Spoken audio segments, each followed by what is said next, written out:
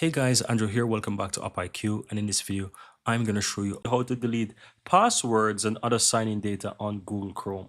So if you want to just simply delete all of these, whether those are passwords that are stored in Google Chrome or just simple any sign-in data within Google Chrome, you can easily go ahead and delete those.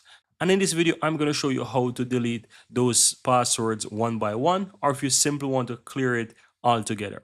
So how do we do that? Once you're inside Google Chrome, simply click the three dots on the upper right hand side. And from here, you can go to settings. Now, within settings, you'll have a section called autofill and password. You can click on that, then go ahead and click Google Password Manager. And from here, you'll be able to see all of those passwords. Now, you can easily click on any one of these that you want to delete by simply clicking on it. You'll most likely need to enter your password or PIN. But once you access those, you can simply click delete and you'll be able to delete that from your Google Chrome browser. Now, alternatively, if you want to do like a full delete of those, you can easily do that as well. Simply click the three dots on the upper right hand side and go to delete browsing data. And from here, you want to go to the advanced tab.